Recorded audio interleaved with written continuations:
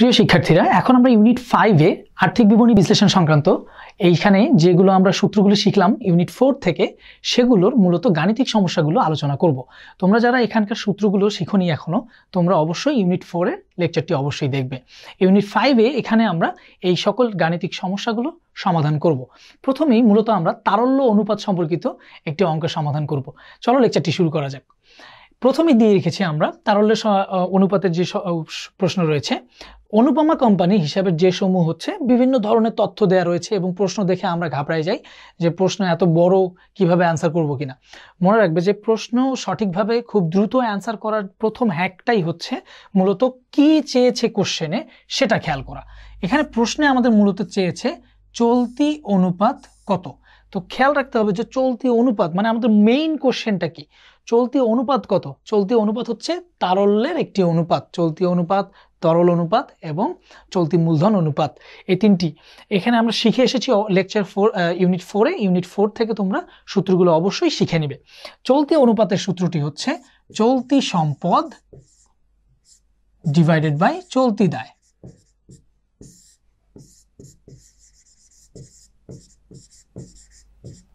আমাদের কাছে দুটো তথ্য প্রয়োজন, একটি হচ্ছে চলতি সম্পদের তথ্য আর একটি হচ্ছে চলতি দায়ের তথ্য। তাহলে প্রশ্ন যত বড়ই হোক না কেন, প্রশ্নতে যা তথ্য দেয়া থাকুক না কেন, আমাদের খোঁজার চোখটা থাকবে শুধুমাত্র চলতি সম্পদ এবং চলতি দায়ের দিকে। তাহলে আমরা প্রথমেই খুঁজবো চলতি সম্পদগুলোকে। খেয়াল করে দেখি, প্রথমে রয়েছে নগদ 40,000 টাকা, এটা অবশ্যই একটি চলতি সম্পদ। প্রাপ্য হিসাব 28,000 টাকা, তাহলে নগদ 40,000 টাকা আমরা লিখে ফেলি এবং প্রাপ্য হিসাব 28,000 টাকা।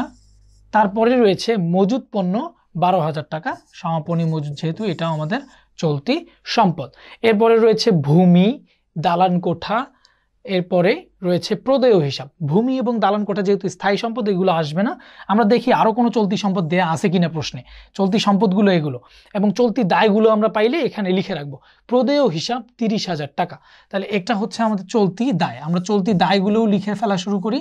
চলতি দায় 30,000 টাকা। স্বল্প মেয়াদী প্রদেয় নোট, যেহেতু স্বল্প মেয়াদী সেহেতু এটাও আমাদের কাছে চলতি দায়। এরপরে রয়েছে প্রদেয় বন্ড। খেয়াল রাখতে হবে প্রদেয় বন্ড কিন্তু দীর্ঘমেয়াদী দায়, বন্ডের কথা বলা হয়েছে, এটা চলতি দায় না। প্রদেয় কথাটা দেখে অনেকেই ভাবতে পারে এটা চলতি দায়, কিন্তু না, প্রদেয় বন্ড দীর্ঘমেয়াদী দায়। তারপর রয়েছে মূলধন 1,70,000 টাকা, বিক্রয় দেয় আছে 1,20,000, বেতন খরচ আছে 40,000 টাকা। এটা কি বকেয়া বেতন? না, তার মানে এটা আসবে না। উপযোগ খরচ 15,000, বকেয়া বা অগ্রিম কিছু আছে? না। সুদ খরচ 5,000 টাকা। তার মানে বোঝা যাচ্ছে যে যতগুলো তথ্য দেওয়া আছে সব আমাদেরকে কনফিউজড করার জন্য। আমাদের শুধুমাত্র তথ্য প্রয়োজন চলতি সম্পদ এবং চলতি দায়। চলতি সম্পদ পাইছি আমরা 40,000, 28,000, 12,000, এখানে 28,000 এবং 12,000, 40,000, 40,000, 40,000, টোটাল 80,000 টাকা। এবং চলতি দায় পেলাম আমরা টোটাল আবার এখানেও 40,000 টাকা। তাহলে আমাদের এখানে অ্যাকচুয়ালি যদি আমরা সূত্রে বসাই চলতি সম্পদ ডিভাইডেড বাই চলতি দায়, তাহলে কি দাঁড়াচ্ছে? 80,000কে যদি আমরা 40,000 দিয়ে ভাগ দেই তাহলে দাঁড়াচ্ছে 2। অ্যান্সারে আসতেছে 2। আমরা যদি 80,000কে 40,000 দিয়ে ভাগ দিই তাহলে অ্যান্সার আসতেছে 2। মনে রাখতে হবে যে তারল্য অনুপাত সমূহ সবগুলো অনুপাত বা ইষ্ঠুতে অ্যান্সার করতে হয় এবং সবার শেষে অবশ্যই ইষ্ঠু 1 দিতে হবে। সব সময় ইষ্ঠু 1, অন্য কোনো ইষ্ঠু আসবে না এখানে, শুধুমাত্র 2:1, অর্থাৎ শেষের অনুপাতটি সবসময় 1 আসবে। আর এখান থেকে যে অ্যান্সারটা আসবে সেটা আমরা শুরুতেই নিব। তাহলে প্রশ্নটা আমরা সহজে কিভাবে সলভ করতে পারি? প্রশ্নটিতে প্রয়োজন আমাদের চলতি সম্পদ এবং চলতি দায়, তাহলে শুধু আমরা চলতি সম্পদগুলো খুঁজবো এবং চলতি সম্পদগুলো কত টাকা সেটা একদিকে লিখে রাখবো। তারপর চলতি দায়গুলো কত টাকা রয়েছে প্রশ্ন থেকে আমরা খুঁজে বের করে চলতি দায়গুলো নিব। আর অন্যান্য যত সকল প্রশ্ন তথ্য দেওয়া রয়েছে সেগুলো মূলত আমাদের কনফিউজড করে দেওয়ার জন্য, আর কিছু না। তারপর আমরা মূলত এখান থেকে সূত্র অনুযায়ী অ্যান্সার পেয়ে গেলাম। অ্যান্সার হচ্ছে 2:1। আমরা তারল্য অনুপাতের আরও একটি ম্যাথ সলভ করে দেখি এখন। এখানে এই কোশ্চেনগুলোর মধ্যে যে সমস্যাটা হয়, স্টুডেন্টরা কোশ্চেনগুলো বুঝে উঠতে পারে না। সো কোশ্চেনটা বোঝাটা খুব জরুরি। এখানে প্রথমেই বলেছে চলতি সম্পদ 72,000 টাকা এবং চলতি অনুপাত 3:1 হলে চলতি মূলধন কত টাকা। চলতি অনুপাত দেয়া রয়েছে আমাদের কাছে 3:1। আমরা জানি চলতি অনুপাত মানে কি। চলতি অনুপাত মানে হচ্ছে চলতি সম্পদ ডিভাইডেড বাই চলতি দায়, চলতি সম্পদ ডিভাইডেড বাই চলতি দায়। খেয়াল রাখতে হবে এখানে চলতি সম্পদ ডিভাইডেড বাই চলতি দায়। তাহলে এখানে বলা হচ্ছে চলতি সম্পদ যখন 3 টাকা তখন চলতি দায় 1 টাকা। এখানে আমাদের যেহেতু চলতি অনুপাত 3:1, প্রশ্নের এই জায়গাটা বুঝতে হবে, চলতি সম্পদ 3 টাকা তখন চলতি দায় 1 টাকা। তাহলে এখন আমরা চাচ্ছি, প্রশ্নে বলছে চলতি মূলধন কত টাকা। চলতি মূলধন যেহেতু চেয়েছে আমাদেরকে চলতি মূলধনের সূত্রটা বুঝতে হবে। চলতি মূলধনের সূত্র কি আমরা আগে সেটা বুঝি। চলতি মূলধনের সূত্র আমরা লেকচার ইউনিট 4-এ আলোচনা করেছি। ইউনিট 4 থেকে তোমরা অবশ্যই সূত্রগুলো সব দেখে নিবে। চলতি মূলধনের সূত্র হচ্ছে এখানে চলতি সম্পদ মাইনাস চলতি দায়। তাহলে আমরা এখানে চলতি সম্পদ থেকে যদি চলতি দায় বাদ দিতে পারি তাহলে সহজে আমরা পেয়ে যাব চলতি মূলধন কত টাকা। তাহলে আমরা এখানে চলতি সম্পদ আবার বলা আছে চলতি সম্পদ 72,000 টাকা। তাহলে আমাদের তথ্য কি দরকার? তথ্য দরকার চলতি দায় কত টাকা। প্রশ্নটা ঠান্ডা মাথায় পড়ে খেয়াল করব, চলতি মূলধন কত টাকা। তাহলে আমাদের কি লাগতেছে? চলতি মূলধন হচ্ছে চলতি সম্পদ মাইনাস চলতি দায়। এখন চলতি সম্পদ আমাদের প্রশ্নে বলা আছে 72,000 টাকা। তাহলে কি বের করতে হবে? চলতি দায় বের করতে হবে। চলতি দায়টা আমরা নির্ণয় করব। তো চলতি দায় নির্ণয় করার একটাই ক্লু দেওয়া আছে, সেটা হচ্ছে চলতি অনুপাত 3:1। তাহলে খেয়াল রাখবা যে চলতি অনুপাত যেহেতু বলা হয়েছে, তাহলে চলতি অনুপাত মানে চলতি সম্পদ ডিভাইডেড বাই চলতি দায়। অর্থাৎ চলতি সম্পদ যখন 3 টাকা, চলতি দায় তখন 1 টাকা। তাহলে চলতি সম্পদ যদি 3 টাকা হয়, 3 টাকা কার সমান? 72,000 টাকার সমান। তাহলে সেটা 1 ভাগে কত টাকা? তাহলে মনে রাখতে হবে যেটার সাথে যে টাকাটা মিলবে সেই অনুপাতের সেই অংশ দিয়ে সেটাকে ভাগ দিতে হবে। অর্থাৎ চলতি অনুপাতের চলতি সম্পদ 3 টাকা, চলতি সম্পত্তি দেয়া আছে প্রশ্নে 72,000। তাহলে এখানে মূলত 24,000 টাকা দাঁড়াচ্ছে। এখন চলতি দায় এখানে কত টাকা? চলতি দায় হচ্ছে 1:1, অর্থাৎ চলতি দায় যতটুকু বের হবে তত দিয়ে এখানে গুণ দিব। মূলত 24,000 টাকাই প্রতিষ্ঠানের দায়, চলতি দায়। এটা যেহেতু আমাদের চলতি দায়, সেক্ষেত্রে আমরা চলতি মূলধন কিভাবে বের করব? চলতি মূলধন বের হবে চলতি সম্পদের সাথে চলতি সম্পদ থেকে চলতি দায় বাদ দিয়ে। তোমরা অবশ্যই ম্যাথগুলো লেকচার শিট থেকে বেশি বেশি প্র্যাকটিস করবে দক্ষতা অর্জনের জন্য, এবং যোগ বিয়োগগুলো তোমরা হরাইজন্টালিও করতে পারো বা ভার্টিক্যালিও করতে পারো। অর্থাৎ 72,000 থেকে আমি চলতি দায় মাইনাস করব কত হাজার? 24,000 টাকা। অর্থাৎ আমাদের অ্যান্সার চলে আসতেছে 48,000 টাকা। এটা হচ্ছে আমাদের অ্যান্সার, চলতি মূলধন নির্ণয়। তো যদি আমাদের কাছে প্রশ্নে এভাবে তথ্য দেওয়া থাকে তাহলে আমরা প্রথমে কি করতেছি, আমরা এই অনুপাত থেকে বের করে নিব যে অনুপাতের তথ্যটা কি। অনুপাত বলতেছে চলতি সম্পদ 3 টাকা, এবং প্রশ্নে কোন তথ্য দেওয়া আছে? প্রশ্নে তথ্য দেওয়া আছে 72,000 টাকা চলতি সম্পদ। তার মানে এই 3 টাকা এই 72 টাকার সমান, অর্থাৎ 3 অংশ 72,000-এর সমান। তাহলে আমরা এখানে 72,000-কে 3 অংশ দিয়ে যদি ভাগ করে দিই তাহলে এক অংশের কত টাকা দাম? এক অংশের দাম হচ্ছে মূলত 24,000 টাকা। খেয়াল করে দেখো, 24,000 টাকা যদি এক অংশ হয় তাহলে আমাদের এখন কত অংশের বের করতে হবে? 3:1, এক অংশেরই বের করতে হবে। তো আমরা 1 দিয়ে গুণ করেছি। এখানে 3:2 থাকলে আমরা এখানে 2 দিয়ে গুণ করতাম। তো সেক্ষেত্রে আমাদের চলে আসলো যে মূলত চলতি দায়ের যে অংশটা আছে সেই চলতি দায়টা বের হয়ে গেল। এখন কোশ্চেনে চেয়েছে চলতি মূলধন, তাহলে চলতি মূলধনে চলতি সম্পদ মাইনাস চলতি দায়, এই সূত্র অ্যাপ্লাই করে তারপর আমরা অ্যান্সার পেয়ে গেলাম 48,000 টাকা। এই সংক্রান্ত আমরা আরও একটি সমস্যা দেখব এখন। খেয়াল করো এখানে প্রশ্ন কি বলেছে এবং সে অনুযায়ী আমাদেরকে অ্যান্সার খুঁজতে হবে। প্রশ্নে বলেছে দীর্ঘমেয়াদী দায় 40,000 টাকা, চলতি সম্পত্তি 25,000 টাকা, চলতি অনুপাত 5:2 হলে মোট দায় কত? প্রশ্নটি চেয়েছে মোট দায় কত। খেয়াল রাখতে হবে মোট দায় বলতে আসলে কি বোঝাচ্ছে।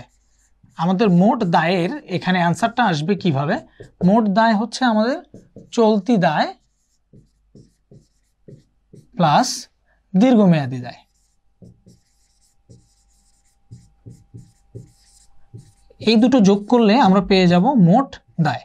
তো আমাদের এখানে দীর্ঘমেয়াদী দায়টা কিন্তু বলে দেওয়া আছে 40,000 টাকা।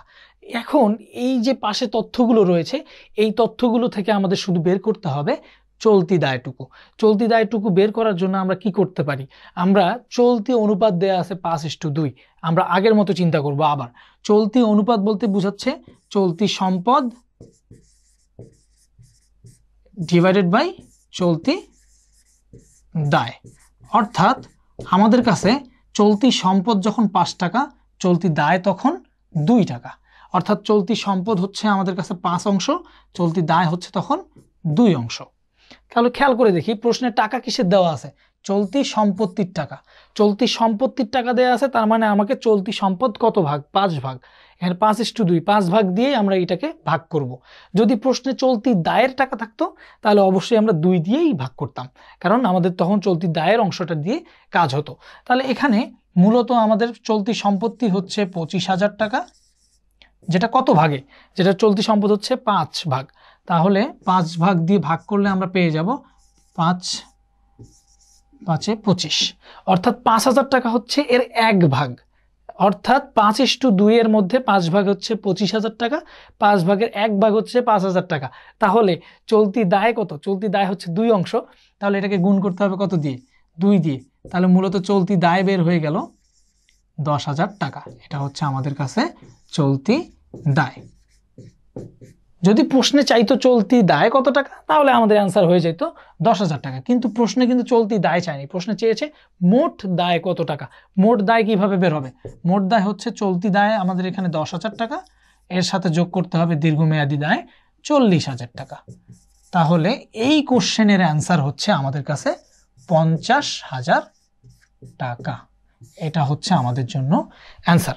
কোশ্চেন যত ঘুরায় পেঁচানো থাকুক না কেন, আমরা যদি সূত্রগুলো সঠিকভাবে জেনে থাকি তাহলে আমরা এটা অ্যাপ্লাই করতে পারলে খুব সহজে অ্যান্সার চলে আসবে। আমরা অনুপাত সংক্রান্ত সকল সূত্রগুলো আলোচনা করেছি ইউনিট 4-এ, তোমরা অবশ্যই ইউনিট 4 থেকে সূত্রগুলো শিখে নেবে। এখন মূলত আমরা কার্যকারিতার অনুপাত সম্পর্কিত বিষয়গুলো নিয়ে কিছু গাণিতিক সমস্যা আলোচনা করব। কার্যকারিতার অনুপাতগুলোর মধ্যে প্রথমেই আমরা আলোচনা করছি এখানে মজুদ আবর্তন হার বা অনুপাত সম্পর্কিত বিষয় নিয়ে। মজুদ আবর্তন অনুপাত প্রশ্ন আমাদের চেয়েছে এখানে মজুদ আবর্তন অনুপাত। তো কোশ্চেন যখন আমরা দেখলাম মজুদ আবর্তন অনুপাত, তখন আমাদের মাথায় চলে আসবে মজুদ আবর্তন অনুপাতের কিভাবে নির্ণয় করা, সূত্রটা কি। সূত্রগুলো ইউনিট 4-এ আলোচনা করা হয়েছে। তো মজুদ আবর্তন অনুপাতের সূত্র হচ্ছে বিক্রিত পণ্যের ব্যয় ডিভাইডেড বাই গড় মজুদ। বিক্রিত পণ্যের ব্যয় ডিভাইডেড বাই গড় মজুদ। তাহলে আমাদের কাছে এখন দুটো তথ্য প্রয়োজন, এই দুটো তথ্যই আমরা এই প্রশ্ন থেকে খুঁজে বের করব। বিক্রিত পণ্যের ব্যয় মূলত দুটো সূত্র রয়েছে, পুরো আমরা দুনিয়াতে আমরা জানি যে দুটো সূত্রের মাধ্যমে বিক্রিত পণ্যের ব্যয় বের হয়। 1 নাম্বার বিক্রয় মাইনাস মোট লাভ, 2 নাম্বার প্রারম্ভিক মজুদ যোগ কৃত পণ্যের ব্যয় মাইনাস সমাপনী মজুদ পণ্য। তাহলে আমরা এখন প্রশ্নে দেখি কোন তথ্য রয়েছে বিক্রিত পণ্যের ব্যয়ের জন্য, সে অনুযায়ী আমরা এখানে অ্যান্সার বের করব। তাহলে বিক্রিত পণ্যের ব্যয়ের জন্য দেখি আমরা খেয়াল করে এখানে রাজু কোম্পানি ডিসেম্বর 31, 2009 সালের আয় বিবরণীর তথ্য দেওয়া রয়েছে। এখানে বলা রয়েছে বিক্রয় 18 লক্ষ টাকা। আমরা দেখি মুনাফার তথ্য আছে কিনা। তাহলে বিক্রয় থেকে মুনাফা বাদ দিলে সহজেই কিন্তু বিক্রিত পণ্যের ব্যয় বের হয়ে যায়। তাহলে বিক্রয় হচ্ছে 18 লক্ষ টাকা, প্রারম্ভিক মজুদ 1,60,000 টাকা, সমাপনী মজুদ 2,40,000, মোট মুনাফা রয়েছে 6 লক্ষ টাকা। অর্থাৎ কৃত পণ্যের ব্যয়ের তথ্য দেয়নি, সূত্র 1 নাম্বার। তাহলে বিক্রিত পণ্যের ব্যয় মানে কি, বিক্রয় মাইনাস মোট লাভ। এখানে বিক্রয় মাইনাস মোট লাভ। বিক্রিত পণ্যের ব্যয় সংক্রান্ত আলোচনাগুলো আমরা আগের ইউনিটে করেছি। তাহলে বিক্রিত পণ্যের ব্যয় এখানে আমরা বের করলাম, বিক্রয় 18 লক্ষ টাকা, মোট মুনাফা হচ্ছে 6 লক্ষ টাকা। তাহলে 18 লক্ষ থেকে 6 লক্ষ বাদ দাও, তাহলে বিক্রিত পণ্যের ব্যয় 12 লক্ষ টাকা। এরপরে রয়েছে গড় মজুদ। গড় মজুদ নির্ণয় করার সূত্রটা আমরা কি শিখেছি, প্রারম্ভিক মজুদ যোগ সমাপনী মজুদ ডিভাইডেড বাই 2। যদি একটা মজুদের তথ্য প্রশ্নে দেওয়া থাকে তাহলে সেটাই গড় মজুদ হিসেবে গণ্য হবে। তাহলে প্রশ্নে এখন আমরা খেয়াল করি, এখানে রয়েছে আমাদের প্রারম্ভিক মজুদ 1,60,000 টাকা এবং সমাপনী মজুদ হচ্ছে 2,40,000 টাকা। আমরা একটু যোগ করে ফেলি, 1,60,000 এবং 2,40,000, 4 লক্ষ টাকা। তাহলে আমরা এখানে সহজেই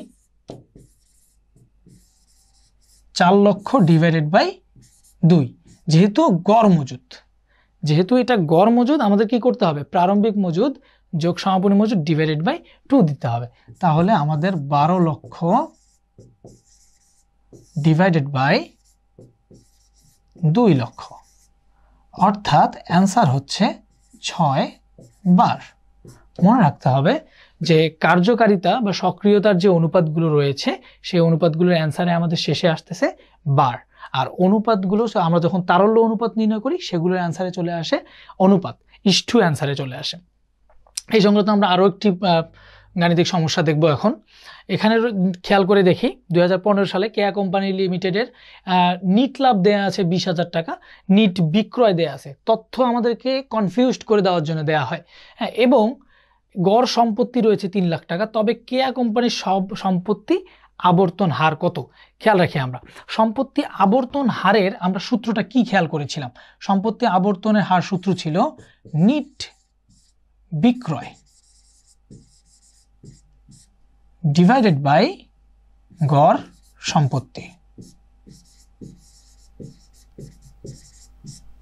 তাহলে নিট বিক্রয় ডিভাইডেড বাই গড় সম্পত্তি যদি আমরা তথ্যটা বসাতে পারি, এখানে নিট বিক্রয় হচ্ছে আমাদের কাছে এখানে 6 লক্ষ টাকা দেয়া আছে এবং আমাদের নিট গড় সম্পত্তি রয়েছে 3 লক্ষ টাকা, অর্থাৎ আমাদের মোট সম্পত্তি আবর্তন অনুপাত হচ্ছে 2 বার। খেয়াল রাখতে হবে আমাদের এখানে যে নিট লাভের যে তথ্যটা দেওয়া আছে এটির কিন্তু কোনো প্রয়োজন নেই, অর্থাৎ এই তথ্যটাই দেওয়া রয়েছে আমাদেরকে কনফিউজড করার জন্য। আমরা জানি নিট লাভ ডিভাইডেড বাই মোট সম্পত্তি তখন হবে, গড় সম্পত্তি তখন হবে যখন সম্পত্তির উপর মুনাফার হার চাওয়া হবে। বাট যদি প্রশ্নের মধ্যে আমাদের সম্পত্তি আবর্তন অনুপাত চায়, যদি সম্পত্তি আবর্তন অনুপাত বলে, তাহলে অবশ্যই সূত্রটি হবে নিট বিক্রয় দিয়ে। এই অংশটা খেয়াল রাখতে হবে, নিট বিক্রয় দিতে হবে যখন আবর্তন চাইবে, নিট মুনাফা দিতে হবে যখন মূলত সম্পত্তির উপর মুনাফার হার চাইবে। সেক্ষেত্রে প্রিয় শিক্ষার্থীরা, আমরা এই সংক্রান্ত ম্যাথগুলো, গাণিতিক সমস্যাগুলো আলোচনা করেছি এখানে। এখন আমরা ইউনিট 6-এ মূলত সচ্ছলতা অনুপাত ও মুনাফার অনুপাতগুলো সম্পর্কে আলোচনা করব।